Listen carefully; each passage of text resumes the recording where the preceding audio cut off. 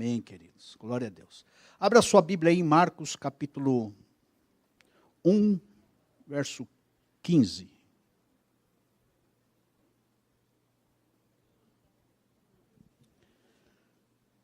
Evangelho de Marcos, capítulo 1, verso 15.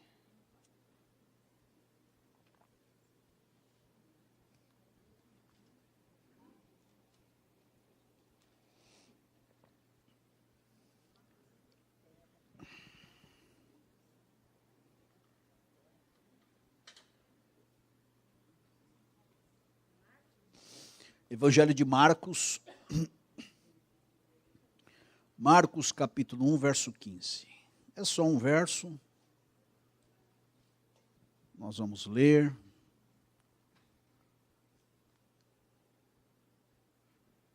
Vamos orar. E 9h30, vamos orar de novo, encerrando o culto. Amém? Todos acharam? Diz assim a palavra do Senhor. O tempo está cumprido, o reino de Deus está próximo. Arrependei-vos e crede no Evangelho. Vou repetir. O tempo está cumprido e o reino de Deus está próximo. Arrependei-vos e crede no Evangelho. Vamos orar? Senhor, fala conosco. É a tua palavra, é a tua verdade, é o teu conteúdo, é a tua vontade, é a tua direção, Senhor. Deus, que nesta noite possamos te ouvir, que o teu Espírito fale conosco, pelo poder da tua palavra, Senhor.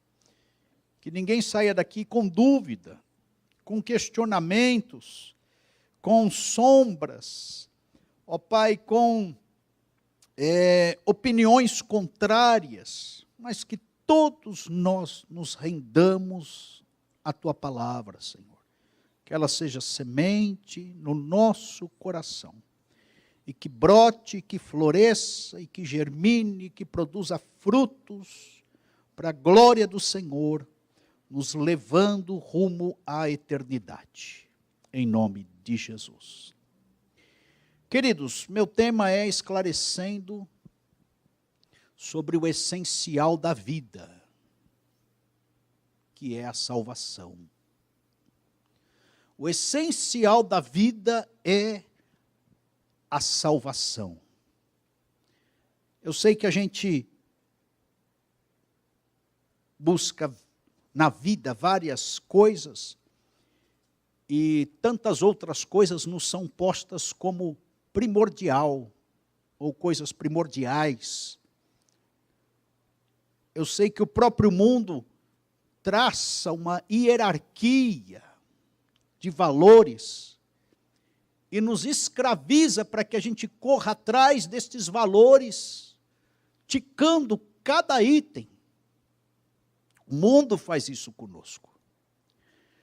E por certo, quando a gente traça um plano segundo as nossas vontades, a gente coloca coisas essenciais do nosso ponto de vista. E a gente sai buscando cada uma delas. Mas do ponto de vista de Deus, segundo a palavra de Deus, o que é essencial para a vida é a salvação. Você sabe disso. E nós temos que ser sensíveis a isto. O pastor Oswaldo usa uma expressão que eu acho interessante. Nós precisamos ser como nervos expostos, né? Nervo exposto. Para saber o que é essencial. O que Deus diz para nós como essencial. Quando a pele está assim, a gente vai tocar no nervo, a gente sabe que o nervo está debaixo da pele, mas há uma certa insensibilidade. Mas se a nossa pele for arrancada, não sei se você já teve essa experiência, e ali começar a aparecer tendões, só o fato de você soprar, já fica dolorido, já reage. Então, quanto mais sensíveis nós formos, como esse nervo exposto à voz de Deus, mais nós reagiremos em obediência ao Senhor. Então nós temos que entender que, no tempo de Jesus, quem disse essa palavra foi Jesus. As pessoas estavam esperando a salvação. Havia uma ânsia, uma ansiedade por parte dos contemporâneos de Jesus. O povo aspirava o retorno. Para eles era comum esperar o Messias voltar. Para nós, para o brasileiro, 2000 anos depois, eu tenho dito isso, para a gente contrastar as culturas. Na época de Jesus, na cultura de Jesus, judeus, os israelitas ali, toda aquela história, era muito comum eles ansiarem o retorno do Messias. Se você perguntar para um brasileiro, você quer que o Messias volte? Ele vai falar, mas quem é o Messias? O que é isso? Qual o significado dessa tua pergunta que eu não entendi nada? Então eles almejavam, eles queriam que o Messias voltasse, eles alimentavam uma certa esperança, e quando eles viram João Batista pregando no Jordão, acendeu naquele povo a esperança de que João fosse, por certo, o Messias, o Cristo, o ungido, o Salvador do mundo. Dos judeus vem a salvação. Então, eles, na verdade, esperavam um Salvador, traduzindo Messias. Nós temos que dizer que eles esperavam, então, o Salvador do mundo. Por certo, também eles estavam um pouco confundidos, pensando que a salvação era para quebrar o jugo romano, era para que Jesus, o Messias, se envolvesse com a política. Mas o plano de Deus era, além disso, era um plano espiritual e eterno. Então eles viram João Batista pregando, e João Batista vai esclarecendo, falando, eu não sou o Messias, eu não sou o Salvador, eu não sou digno de desatar as sandálias dele, quando ele vier, ele é maior que eu. João Batista vem com esta mensagem, e quando Jesus, então, aparece, se aproxima de João Batista, aí João Batista exclama para aquele povo, eis o Cordeiro de Deus, não sou eu, é ele, eis o Cordeiro de Deus que tira o pecado do mundo, é Jesus. E aí Jesus então reforça a proclamação de João Batista e diz o que nós acabamos de ler. Jesus chega e fala, ok, o tempo está cumprido, o reino de Deus está próximo, arrependei-vos e crede no Evangelho. O que Jesus quis dizer então com esta palavra inicial? Vamos dizer, uma palavra de inauguração do seu ministério, de proclamação daquilo que era a vontade dele e a vontade de Deus. Jesus está querendo dizer aqui, queridos, fatiando esse versículo bíblico, que todo ser humano e todos nós, por conseguinte, temos que perceber a imanência do reino de Deus. O que é a imanência? É a presença. Jesus, então, depois de ter sido antecedido por João Batista, ele fala exatamente isso. Olha, chegou a plenitude dos tempos. Expressão essa usada por Paulo em Gálatas capítulo 4, verso 4. É a plenitude dos tempos, era isso que Jesus está falando. E na plenitude dos tempos, eu teria que vir, é isso que Jesus está querendo dizer. Cumpriu-se as profecias, cumpriu-se o tempo, o reino de Deus está próximo, chegou. Por quê? Porque ele era o representante máximo do reino dos céus.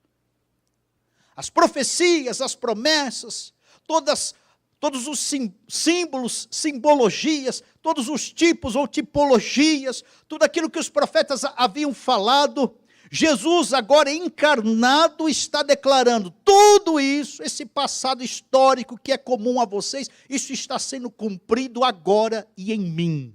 É isso que Jesus estava falando com esse verso bíblico. O tempo está cumprido, o reino de Deus está próximo.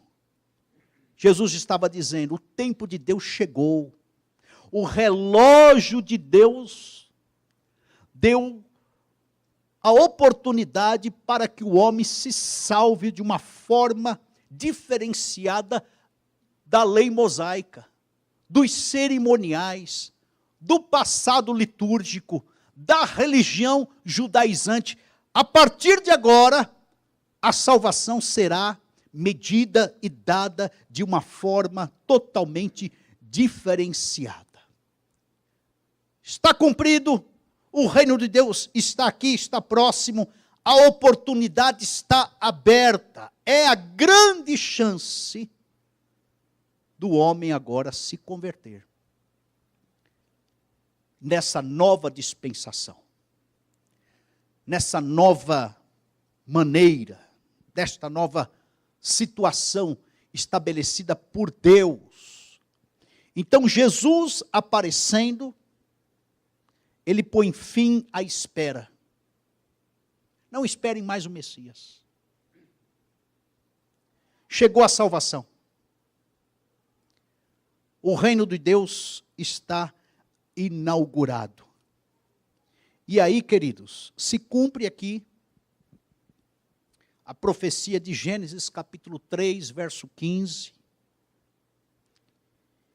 que Deus falou para o homem, depois da sua queda, que colocaria inimizade entre a mulher e a serpente, e que a semente da mulher feriria a serpente, a saber, Satanás, o pecado, a morte, mas a serpente lhe feriria o calcanhar. Jesus teria então que morrer, sido ferido no Calvário, para poder resolver essa questão do pecado humano.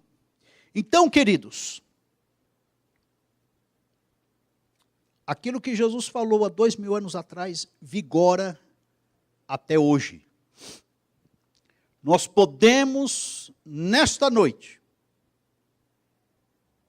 2000 anos depois, outro continente, outra cultura, outra era, declarar, o tempo está cumprido, é chegado o reino dos céus.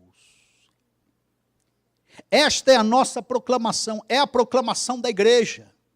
Nós temos que falar em alto e bom som, que é a oportunidade única, e na pessoa de Jesus, de que a graça de Deus foi descortinada, e que a oportunidade da salvação está aberta. É uma chance única de todo homem agora, conforme o texto que nós lemos no início desse culto, todo joelho se dobrar e ser salvo por conta dessa salvação que está disponibilizada para todo aquele que crê. E, consequentemente, queridos, depois do homem perceber, de todos nós percebermos da imanência de Deus, do reino de Deus, nós temos que, na esteira disso, fatiando ainda esse verso, nos entregar aos dois imperativos de Deus. Então Jesus falou, o reino de Deus está aqui, arrependei-vos e crede. São duas ordens de Deus na boca de Jesus. São dois verbos, duas atitudes. Depois de você perceber que o Messias já veio, e que o tempo da salvação está descortinado, é exigido de todo ouvinte que ouve a mensagem de que o reino de Deus está próximo, é exigido de Deus que esta pessoa, e obviamente é todo ser humano, né, se arrependa e creia em Deus. Parece um negócio meio óbvio, mas está fácil. Mas não é tão fácil assim, porque na verdade essa obra é uma obra divina. E é uma obra de salvação. E você já percebeu que por você mesmo você não consegue se aproximar muito de Deus, a não ser que Deus, o próprio Deus, se aproxime de você. Mas é uma obra conjunta. Deus se aproxima, como se aproximou na pessoa de Jesus, e ele também conta com a sensibilidade, conta com a sua sabedoria, conta com a sua percepção. O que eu quero dizer é que Deus não faz uma obra sozinho. Ele comunica as suas verdades e ele espera, mediante um apelo, uma atitude da nossa parte, uma atitude de todos nós. Então, a atitude inicial que Deus quer de cada um de nós aqui nesta noite é arrependimento e fé. Irmãos, ninguém entra no reino dos céus se não se arrepender. Ninguém entra no reino dos céus se não crer. O que eu quero dizer é que tem pessoas que aparentemente estão no reino dos céus, mas não se arrependeram e não creram. E a primeira palavra exigida do homem para o homem, da parte do homem, é arrependimento. O que significa isso? Jesus está falando, olha, você, ser humano, precisa reconhecer o seu estado de queda. Traduzindo, você, homem e mulher, precisa reconhecer a sua falha existencial como ser humano, sendo pecador.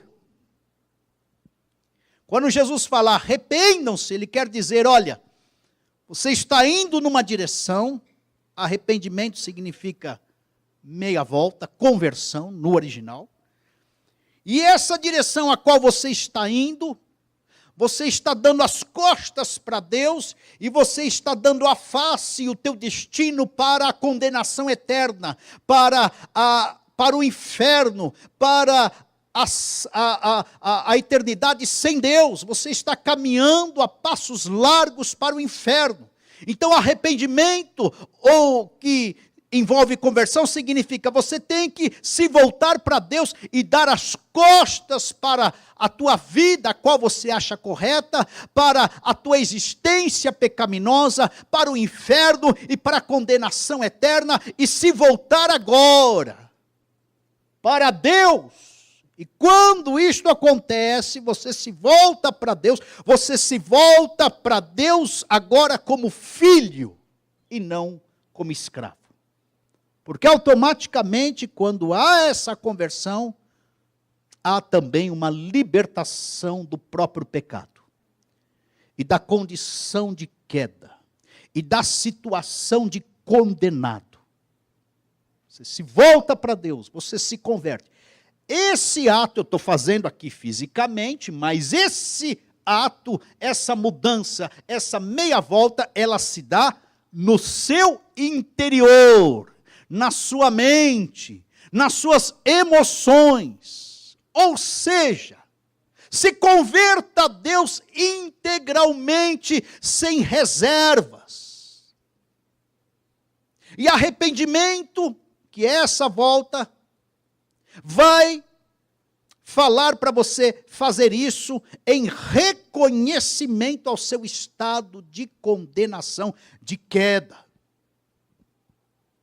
Então, quando Jesus fala arrependam-se, Ele está falando, você não percebeu ainda que você é uma pessoa imperfeita? Que se você continuar assim, você vai parar no inferno?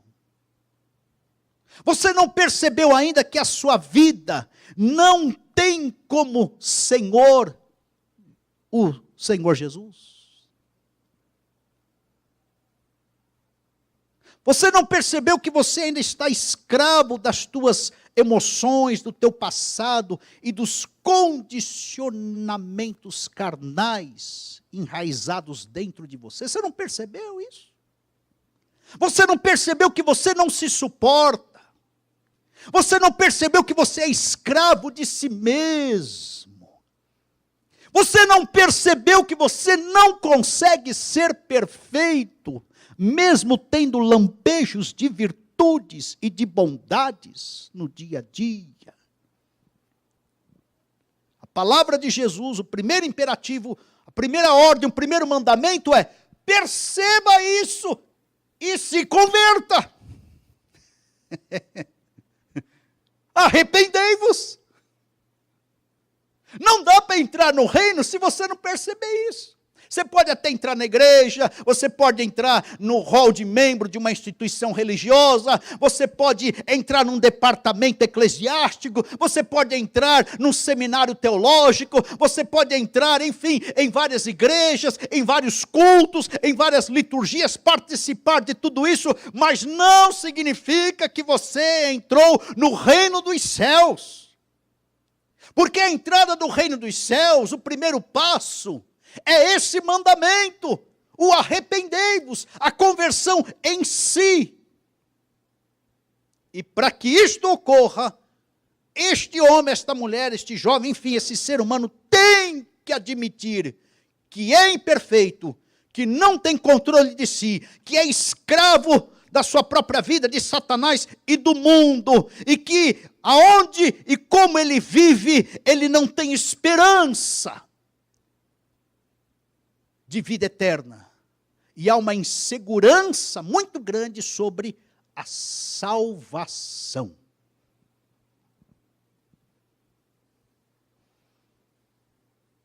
Jesus falou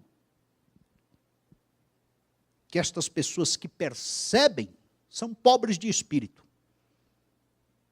Ele falou, feliz é o pobre de espírito, porque percebe que é isso aí. Percebe que é falho, percebe que é um ser humano que carece da graça de Deus, da glória de Deus, percebe a sua limitação, percebe a sua pecaminosidade, percebe os seus erros, as suas falhas, e diz, Senhor, eu sou um desqualificado para o reino. Aí Jesus falou, você é feliz, porque você percebeu que você é um desqualificado para o reino. Você está no caminho certo. É sinal que se não se arrependeu, já vai se arrepender. Porque só falta um passinho aí, porque você está como diz o popular, facinho para se converter. Agora o prepotente, o ambicioso, o carnal, o racional, o resistente, o rebelde, o religioso, você sabe que ele vai resistindo, ele vai achando que ele é perfeito, é difícil conviver com gente assim. Ele acha que esse negócio de igreja aí é tudo para gente inferior. Uns nos classificam, ou muitos nos classificam como pessoas desprovidas de sabedoria, de oportunidade, de inteligência. Esse negócio de igreja é para gente burra, é para gente que não tem oportunidade na vida, é para gente pobre. Muitos nos classificam assim. Estes resistem ao arrependimento porque acham que não são pessoas que precisam se arrepender. Então, queridos, são escolhas. Se você já percebeu que é pecador e que por si só você não consegue entrar no reino dos céus, você já está envolvido, convencido e até tendo a experiência de arrependimento, se não já teve. Então, a percepção disso, o arrependimento deste pecado maior, é em saber quem você é.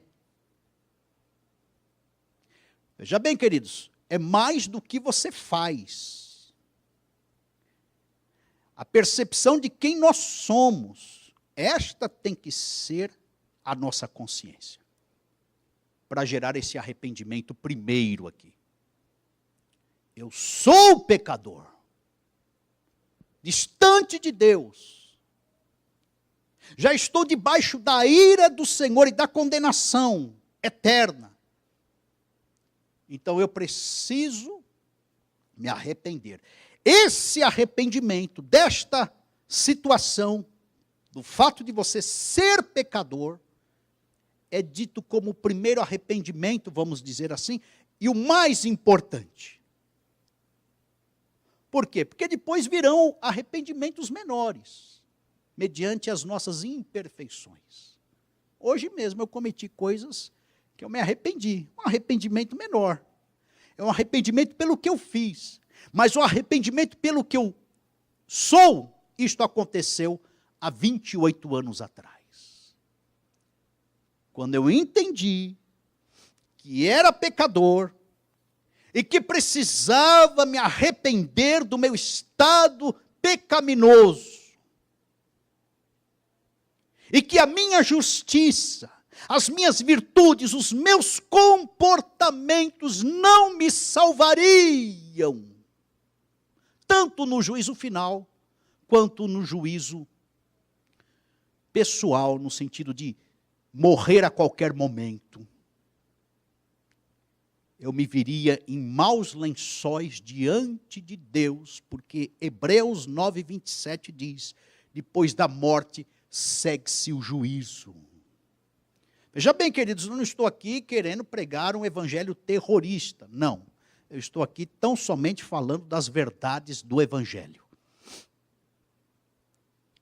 Em que ele diz o seguinte para todos nós: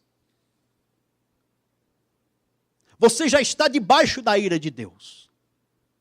A ira de Deus se manifesta do céu sobre toda impiedade e injustiça para aqueles que detêm a verdade em injustiça. Romanos 1:18. Quem não crer já está condenado. Então, queridos, a mensagem de salvação, ela vem carregada com essa verdade que é impactante. Tanto é que João Batista falou lá em Mateus 3:17, raça de víboras, quem vos ensinou a fugir da ira vindoura? João estava falando o seguinte, como é que vocês vão fugir diante de Deus no juízo? Vai dizer que vai ser por causa da cultura religiosa, da tradição hebraica, da Torá, da tentativa de obedecer à lei mosaica. Como é que vocês vão fugir da ira de Deus, uma vez que vocês são pecadores? Então o Evangelho fala isso. Percebe, irmãos? Que não tem como falar isso de outra forma a não ser com veemência. Todo homem já está condenado por Deus. A ira de Deus, você sabe disso, é só ler Apocalipse. Ela vai sapecar a terra. A ira de Deus, o juízo de Deus vai visitar a terra. Escatologicamente falando, ou seja, no futuro. E parece que é próximo esse futuro. A questão é, e se nós morrermos hoje? Que Deus nos livre, né? Mas eu já ouvi uns 3 testemunhos, estou até olhando para o teto aqui, porque já ouvi uns 3 testemunhos do teto caindo na igreja. Eu vou sair debaixo da caixa. E eu estou pregando exatamente debaixo dessa caixa. Olha onde é que está o púlpito aqui. Um teto em Brasília matou 25, se eu não me engano. Depois teve aquele outro aqui na Lins de Vasconcelos, matou 9. Então, queridos, nós corremos risco de vida. Eu sei, você não faz parte do PCC, do Comando Vermelho, você não é nenhum político, eu sei, ninguém está no teu encalço, você não fez parte lá do comando do Pablo Escobar, você não tem inimigos, eu sei disso, mas nós podemos morrer a qualquer momento, queridos.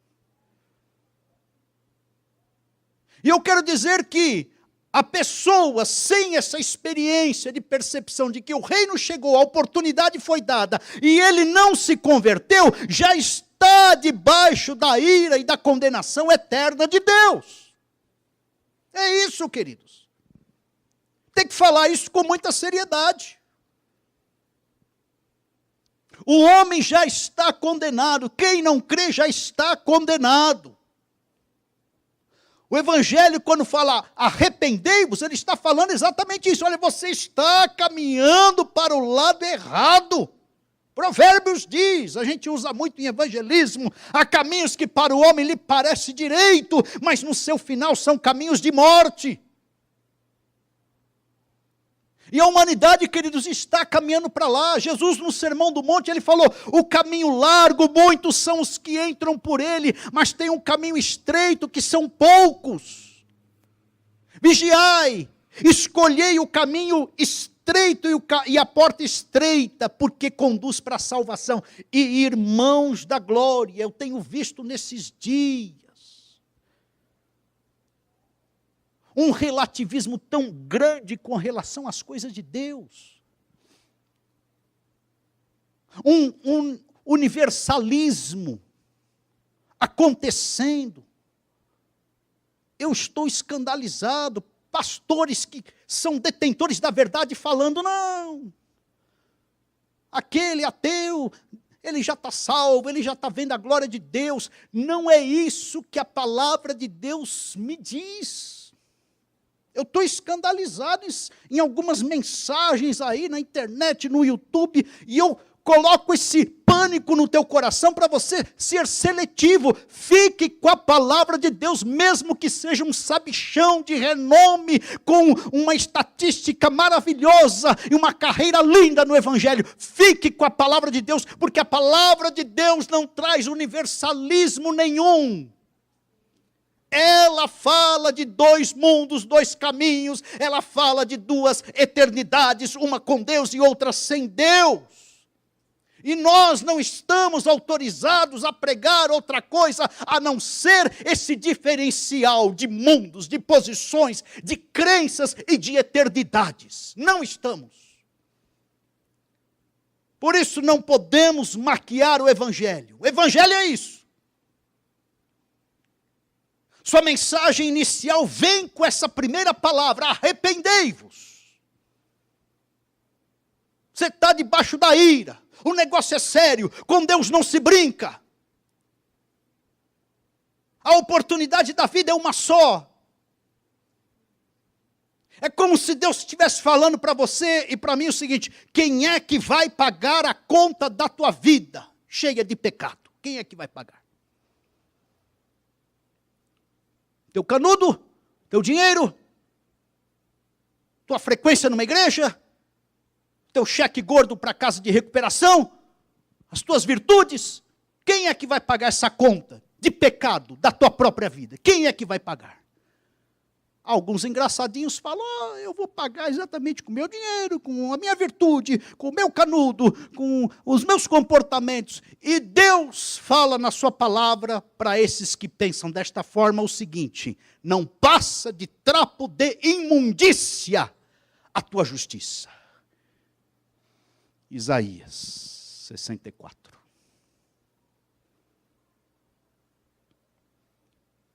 E aí, a gente pode perguntar, então, como é que eu pago? Aí gera uma esperança em nós. Porque a segunda palavra aí, o segundo imperativo, depois da revelação do reino é: você se arrependeu? Sim, eu percebi que sou pecador e quero me converter e me voltar ao Senhor. Então, você precisa crer. Arrependei-vos e crede. Então creia. Não no teu ato de justiça. Porque o teu ato e o meu ato de justiça, Deus rasga. Deus não aceita. Deus rejeita. Creia no ato de justiça do meu filho, Jesus de Nazaré. Ou seja, acreditar na encarnação dele, na vida dele, no ministério dele, na morte dele, crucificação, no que ele fez e o que significa essa crucificação, e na ressurreição. Acredite nele, em Jesus. Ele é o caminho. E ele falou em João capítulo 14, verso 6. Ninguém vem ao Pai a não ser por mim. Então nós temos que nos deslocar para Jesus. Nos deslocando para Jesus, é sinal de que nós estaremos crendo em Jesus, na sua obra, e nos comprometendo com obediência. Amém, irmãos? O Evangelho, com arrependimento e crença a Jesus, reivindica de todos nós fé, e essa fé, ela é real. Eu estou falando que não é teoria. Chega lá no famoso, não tem mais, né? Mas eu costumava usar esse exemplo do pavilhão 9, que era o mais perigoso do Carandiru. Berra lá no meio, quem acredita em Deus? Cambada de gente, eu também. Mas a conversão, implicada nesse arrependimento visceral, espiritual, de novo nascimento, de regeneração, gera uma fé operacional, queridos. É uma fé transformadora. O que eu quero dizer é que há conversões de segunda mão, de fachada, de gente religiosa, que não altera a vida coisa nenhuma, que não muda o coração, que os valores continuam sendo o mesmo, que a pessoa não nasceu de novo, a pessoa de fato não se arrependeu, teve uma cosquinha espiritual por causa do apelo, porque tinha um hino muito emotivo no final daquele culto. Isto não é conversão. A conversão gera transformação no coração do homem, da mulher, do jovem, da criança, do ancião, do adulto.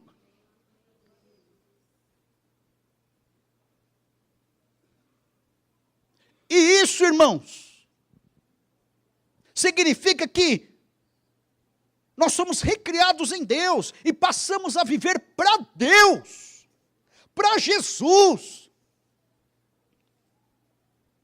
A gente passa a obedecer a palavra de Deus. Que cristianismo é esse que não se obedece à palavra? Que não se transforma, que não muda o coração? Cristianismo de fachada, irmãos. Só tira a pessoa de uma agenda mundana e faz ela incluir a igreja na sua agenda cotidiana. Está lá, uma vez por domingo ela vai para a igreja. Chega na porta, bate o cartão, entra. A palavra de Deus diz, aquele que diz que está nele, também deve andar como ele andou. 1 João 2,6. Isso é conversão, irmãos. Eu lembro, com 19 anos, estava num forrobodó da época, me converti, parei de ir em lugares que não edificavam. O palavreado, parei de falar coisas ruins, pensamentos malignos e tortuosos. O Senhor foi transformando, foi limpando. A agenda mudou mesmo. Percebi a obra que Deus tinha feito. Eu falei, essa obra é só Deus. Percebi quão pecador eu era. A pessoa tem um impacto poderoso com Deus. Deus visita, ele recebe o impacto da graça, mas também esse impacto vem carregado de verdades. A pessoa percebe quem é e então se rende aos pés de Deus em adoração e em gratidão. E passa a servir a Deus. Servir a Deus. Senhor, o que o Senhor quer que eu faça? Eu quero fazer alguma coisa para o Senhor. A pessoa quer ser útil, quer agradecer ao muito que Deus fez. É um perereco, irmãos, às vezes a gente contar com a colaboração de um ou de outro, é um perereco. Onde nós estamos? Que evangelho é esse? Que conversão foi essa?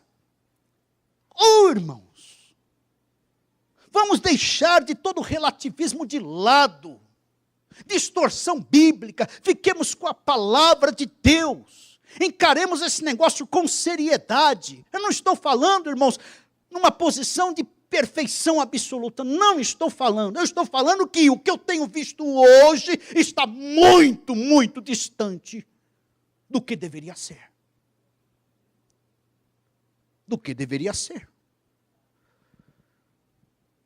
Então a gente lança o apelo, quer mudanças, pessoa vem, o culto enche, mas aí a gente lança o apelo, você quer mudar, a esvazia. Pessoa quer mudança de bolso, de carro, de casa, de marido, de filho, de emprego. Mas e você quer mudar? Como é que é isso? Você continua com o mesmo carro, com a mesma esposa, com o mesmo filho, no mesmo endereço.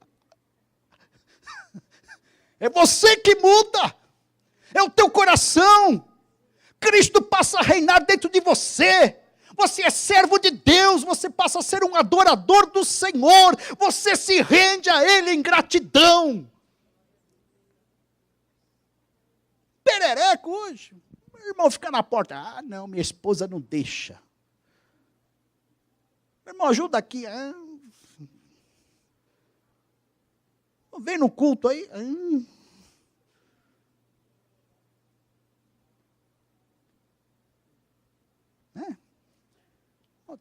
Esse curso aqui seria bom para você.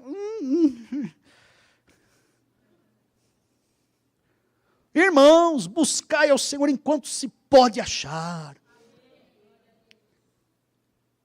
Quando eu voltei para a igreja, era lá no morro do NPS, Mauá.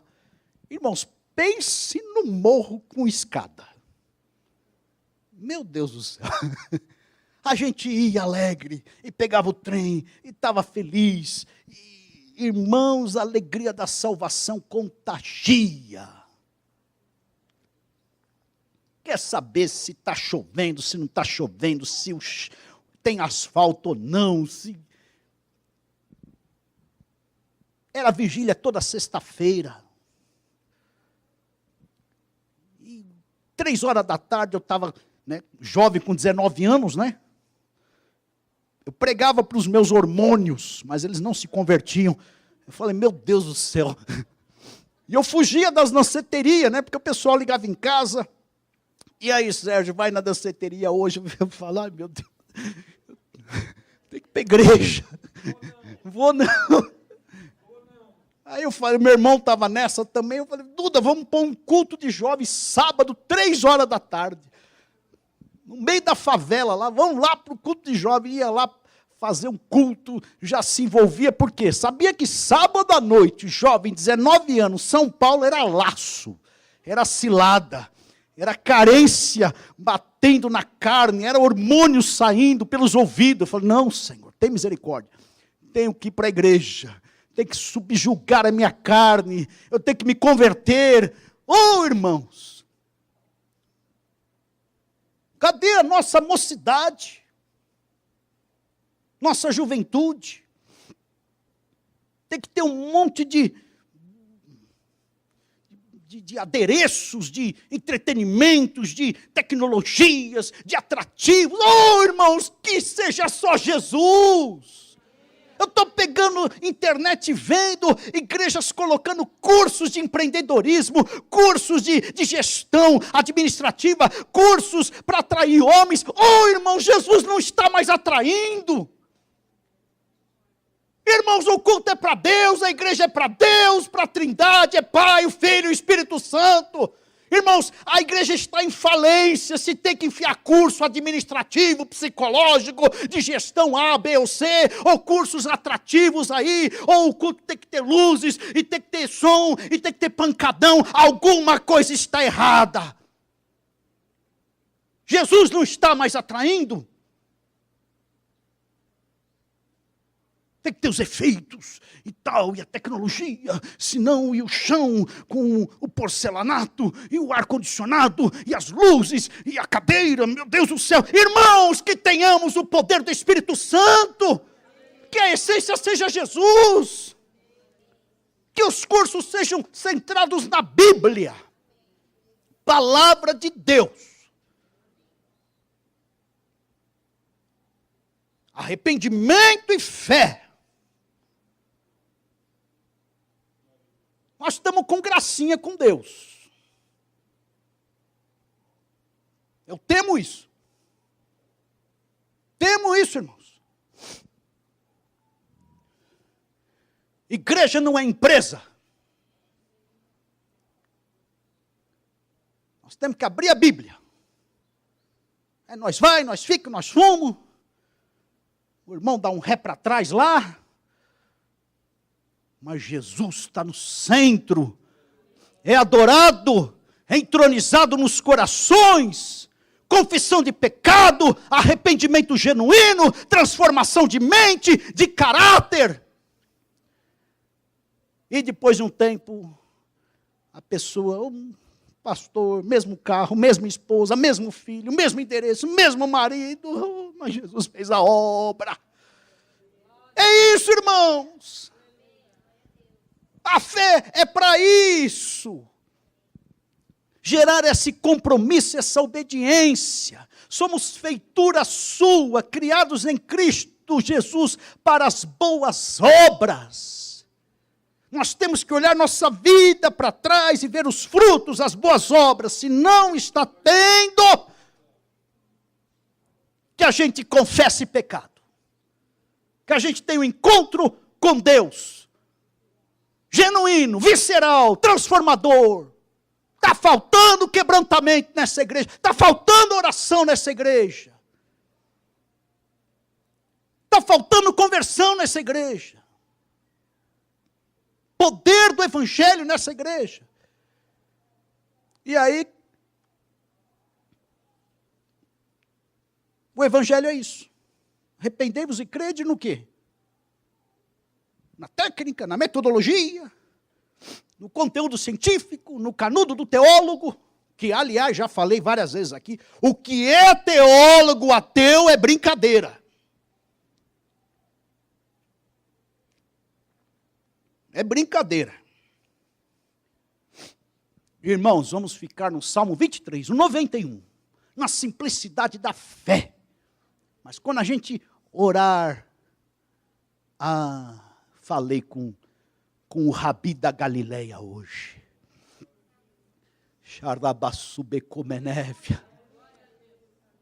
Falei com o homem das mãos furadas. Me derramei aos pés de Jesus. Senhor, está aí esse problema, não consigo resolver. Irmãos, essa intimidade que nós temos que ter com Jesus está esvaindo das nossas mãos, do nosso coração. É um perereco trazer um crente hoje para um culto. No meio da semana, então, é sofrível. Estou falando que você tem que estar aqui de segunda a segunda, não é isso que eu estou falando. Mas eu estou falando que, nessa sedução toda, a novela das 8, das 9, das 10, sei lá, o final da novela, a Copa do Mundo vem aí. Eu quero que os horários caiam no horário de culto. Quero. Para Jesus dar aquela peneirada na igreja. Vamos ver quem vem. O culto vai se chamar culto do quem vem. Vamos ver quem vem. Vai ficar bem explícito. Oh, irmãos, Copa do Mundo vale mais que Jesus. O final da novela vale mais do que Jesus. Como tenho dito aqui, ganhar dinheiro vale mais do que Jesus. A quem estamos servindo, irmãos? Então, o Evangelho vai falar isso. Olha, você se arrependeu? Sim. Creu em Jesus, que Ele vai te substituir. Ele vai te adotar. É através dele que é a adoção que você se torna filho de Deus. Ele vai aplacar a ira de Deus. Essa ira que viria sobre você não vem mais. Junto com isso que se chama propiciação, tem a expiação, ele vai cobrir o teu pecado. Você está crendo nisso? Você foi regenerado, você nasceu de novo. O Calvário que era para você estar lá, ele te substituiu. A santidade que você não alcançava, mas porque nasceu de novo, você passou a ter novos comportamentos. No tribunal eterno você ouviria o supremo juiz batendo o martelo e falando para você, com o dedo em riste, condenado, condenada, mas ele foi no teu lugar e te justificou. Então você está absolvido. Isto é o Evangelho, é essa salvação. Então nós não fazemos parte do PCC Comando Vermelho, enfim, ninguém quer nos matar porque nós não temos inimigos assim. Mas Satanás quer nos matar, a morte quer nos matar, o mundo quer nos tragar. E se nós morrermos sem salvação, estaremos condenados. Por isso a célebre frase, só Jesus salva. É isso, irmãos, já estou encerrando. Isso é o Evangelho. Crede nesta salvação. Crede nessa boa notícia. Crede que o céu está aberto para você. Crede que Jesus é essa porta, esse caminho. Crede que enquanto você respirar, há oportunidade. De vez em quando a gente vai na UTI, né? A pessoa já não está nem respirando direito, está entubada lá. Família desesperada, pastor faz o apelo, fala, pastor. Não espere chegar no tubo. Se renda antes. aceite Jesus antes. Se arrependa antes. Creia antes. Mude antes. Então, Lucas falando e relatando o histórico de Atos, ele falou: em nenhum outro há salvação. Porque debaixo do céu nenhum outro nome há, dado entre os homens, pelo qual devamos ser salvos. É aí, irmãos. E a gente pensa: isso não vai acontecer comigo, esse negócio de morrer está longe de mim, eu só estou com 20, 40, 50 anos, minha mãe morreu com 100 anos, 97, eu vou chegar até lá, com essa tecnologia toda. Será? Então, temos que estar preparados. É uma tensão. Hoje, se Jesus nos recolher hoje, e essa tensão é com a eternidade. Um dia, com certeza, iremos todos nós. Mas há uma tensão. Um dos profetas falou: prepara-te, Israel, para te encontrares com teu Deus. Essa semana fizemos um velório. E a morte ainda tem poder de matar. Pega a criancinha, pega no feto, pega em gestação inicial, pega com 1 semana, 2. Pega gente de 100 anos, 80, 90. Gente na meia-idade. Ela não respeita a conta bancária, teu sobrenome, a tua marca de carro. Ela vem e traga. Por isso que o preparo em crença e arrependimento, ou seja, o preparo em conversão para a salvação eterna. Aceitar isso, essa notícia, é aceitar o Evangelho. E o Evangelho é Jesus. Ele tanto é a mensagem, quanto ele é todas estas ações. Tudo está concentrado nele. Por isso que Paulo fala: quem está nele está no Evangelho e, consequentemente, está protegido e resgatado da condenação eterna. Consequentemente, salvo eternamente. Irmãos, isso é essencial. Amém? Ah, mas eu preciso pagar a conta, como a Thelma pagou aqui. Glória a Deus. Eu também tenho uma continha para pagar lá. A Thelma vai orar por nós depois. Mas o essencial não é essa conta. Não é a falta do eletrodoméstico. Não é ganhar dinheiro.